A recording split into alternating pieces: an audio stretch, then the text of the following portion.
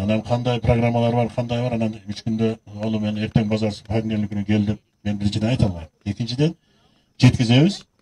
Бирок жана сабайда билесиздер эми 10 күн сурак берген, 10 күндүн ичинде өзү программасына карап туруп келди да. Ошондой болуп туруп наркы жуманын аягына чейин сурак бергиле. Биз мына бүгүндөн баштап азыр силер мына тартып деле чыгарып атасыздар, алар деле угуп атат азыр. Прямо кетип атса, бүгүн деле угуп аткандыр азыр деле. Биз аракетти кылайлы, кайсы күнү келет болсо, анан биз мына тиешелүү айыл өкмөт бардыгын ушу. Эми депутаттарга биздин тишибиз өтпөйт деп. Бизге өзүбүзгө тиешелүү комиссияларды айталы, тиешелүү комиссиялар.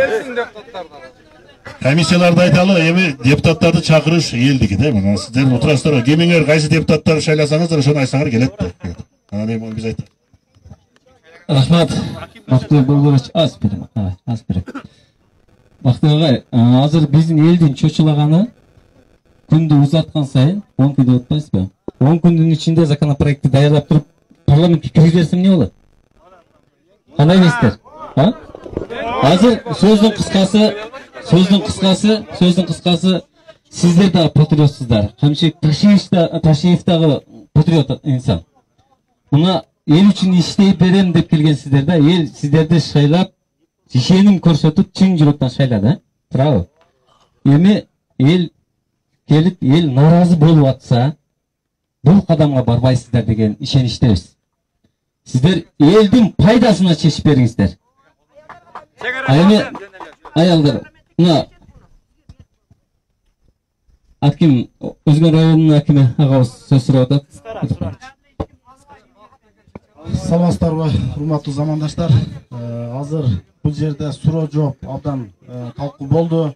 Мен райондун өкүлү катары буну протоколдоштуруп, азыр аппарат жетекчим Перузамын баарын жазып атат. Мына жерде кагазды биз тартып алдык телефонго, протоколдоштуруп жогорку органга жөнөтөбүз. Бу жерде мына азыр председатель уюштуруу төрагасы болуп Акылайга туруп атат. Биздин протокол менен бул да таанышат. Биз жогорку органга жөнөтөбүз. Көп узабайт, мурункудай заман жок. Протоколго тез эле жооп келет деген үмүттөбүз. Биз ошонун үстүндө иштейбиз. Бу жердеги айтылган суроо жооптор толук протоколго түшөт. 10 күн узак болуп калат. Бир жума, кандай дейсиздер? 3 күн.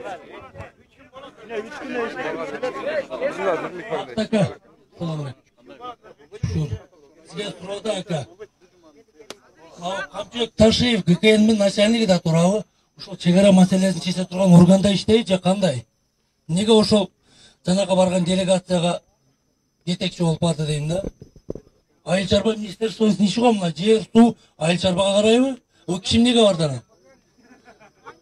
Биринчи лицо, экинчи лицо деген түшүнүк бар дегенде баягы кызга кудага барганда биринчи баланын атасы барат, анан апасы барат дегенде бул Кыргызстан алардын менчиги эмес да, туурабы? Убакыт чектебейт, бул убакытта Алланыкы. Туруп шашырба, күнүң жалтыраак болот. Ошондой да, ошондой эле маселе болуп калды бул жердечи. Кызыкандуулук калтырып кечиресиңер, баягы кудага биринчи баланын атасы барат, анан апасы барат, же тайнеч же тайта чоң атасы барат дегенде, биринчи лицо баягы Садыр Жапаров, андан кийин Камчыбек Ташиев экөөнүн достугунун негизинде эле баягы барып чечип келбей турган эле киши барыптыр. Анан силер эмнеге кагаз менен келбедиңер бу жерге? Ошол жака барганда бир кагаз жүзүндө иш болгондур, туурабы? Анан дагы айта турган нерсе, эмнеге Өзбекстан Кыргызстанга келбей, силер Өзбекстанга барасыңар? Токош биздин колубузда турабы? Токоштун баласы сүйүнчүк дейт. Кай олар келиш керек эле да. Эмнеге силер бардыңар? Же олардын жетекчилери жаделеби же кандай, аларга зависимыйсыңарбы? Бардыгы Алланын бандасы, Алладан коркойлу бактым. Ушуга жооп бериңчи ака. Эми комиссиянын председателинин коюу боюнча ал эми жогору жакта чечилген. Жогору жакта эмнеге ошону чечип койду? Жок, эми сен анда болсоң, буга чейин баягы мен Бөрүбаев деген жетектеп келген. Ал ушу өмүр бою госстроительство иштеген жетекчи болуп жүргөн. Областта дагы, райондо дагы, Бишкекте да иштеген киши. Кадастрдын жетекчиси Мырзаев деген жигит, ал дагы көп жылдан бери иштеген киши. Анан эми сен айткан комиссиянын баардыгы бар. Бишкектен отургандардын баардыгы ушу жер боюнча иштеп жүргөн адамдар. Айыл чарбасынан дагы баягы суунун үстүндө суу боюнча иштеген жигит жетекчилер барган. Чек ара боюнча дагы жетекчилер барган. Бул эме да ошол да. Экинчиден эме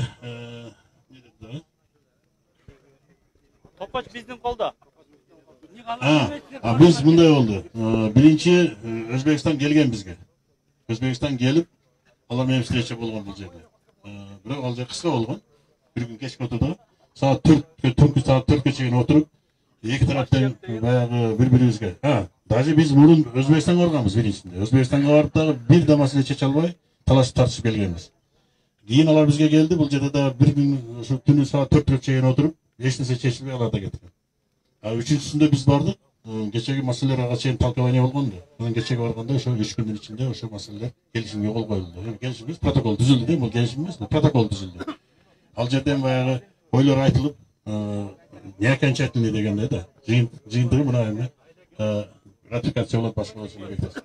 Анан эми урматтуу туугандар, мындай да, негизиненчи мына туура түшүнсөңүздөр, жыйынтыктасак, мына акыл дагы туура түшүндүрүп айтты. Азыр мына аягында иним дагы толук мындай кылып айтты. Аким дагы өзүн оюн айтты. Мына азыр протоколдорду берсеңиздер, биз ошонун үстүнөн аракет кылалы. Азыр эми бизди канча жолу сүйлөтсөңөр деле эч нерсе чыкпайт. Колубуздан келбейт. Себеби биз эми эчтеке чече албайбыз. Жеткизиңиздер да. Жумалака. Бактияка. Менин айтайын дегеним, мен жаңадан бери баарыңыздар угуп отурдум бул жерде. Эң негизгиси өзү балык башынан сасыйт дегендей, баардык нерсе башынан кетип атат да. Өзү негизи биздин аткан нерлер башында келип эл менен ушинтип жолугуп, элдин макулдугун алып туруп, анан Өзбекстанга карап жүгүрүш керек эле да. Элдин макулдугун албай туруп, неге силер барып, неге келишим түзүп келди? Сиз мына комиссиянын мүчөсүмүн деп атасыз. Сиз дагы Өзгөн районунун тургунусуз. Кызактар айлап көтүнө кылсаңыз турасыз, турабы? Сиз кайтара ушул бизди колдоп, биз тарап болушуңуз керек эле. Анан келип бүгүн бул бийлик жана айтат го, сай кетет, суу кетет да сай калат дейт. Бул бийлигиңиз да кетет ака. Эртең күнү сиз дагы бизге окшогон жаран болуп каласыз. Бизден бардыгыбыздын ушул Садыр Жапаровдун дагы, Ташиев Камчыбектин дагы, менин дагы, сиздин дагы бара турган жерибиз 2 метр жер. Кичине ыйманыбызга таянбайлыбы? Качанга чейин ушундай лөлүгө окшоп сантырап жүрөбүз? Кичине уялышыбыз керек. Бул бийлик, байлык бул колдун кири. Ыйлапсыктан эртең күнү, өлгөн күнү туугандырыбыз ыйлапса көмүп коет, эчтекен алып кете албайбыз биз көргө. Bir kepingege olozдар кетебиз. Азыр мен мына кече күнү мен Сабай айылынын мына ынтымак айылына бардым атайын. Мына Өзгөнгө келген жолугушуна да бардым. Менин артыман элдер, мен айылда баса албай калдым. Мен не себептен күйүп атам? Сен убагында мына Зулушевка жүгүргөнсүн. Камчыбек Ташиевке бизди үгүттөп баргансың. Мына сенин үгүттөгөн адамдарың жерди сатып атат, элди душманы деп менин бетиме көз сүртүп атат элдер. Мен ушуга күйүп атамын. Өзгөндө отурганда микрофон сурадым, бербей коюшту. Алдыга ынтылып бардым. Милиционерлер мен тосуп жолотподу алдыга. Мына ынтымак айылында чужойлорго биз микрофон бербейбиз деп бергизбей койду. Мен элдин алдында өзүм актайын деп ушул Ташиевке мен ушул суроону берейин деп барган элем. Мен просто азыр эми мындай айтканымдачы, айылда жүрүш мен үчүн кыйын болуп калды да. Ошол жерде мына Жылдыз Жолдошова, Зулушев Курманкул, мына Ташиев бардыгы келгенде, мына Куршапта жолугушу болгондо, бир карыш жерибизди биз эч кимге бербейбиз деген. Ушундай урандардын алдында биз алданып жүргөн экенбиз көрсө. Бардыгы жалган болуп чыкты. Эми биз кимге ишенебиз? Дагы бир айтып кетейин деген нерсем. Бизге мына ол компроматты Өзбекстанга мына Куршап эли, мен көпчүлүк элдерден ушул баягы элдерди агитация кылып барган элдердин бардыгынын атынан келдим. Ушул элдин бардыгы каршы. Биз компроматты бербейбиз деп атат. Мына Беговат деген жерлер бар экен, башка жерлер бар экен. Ушулардын бардыгы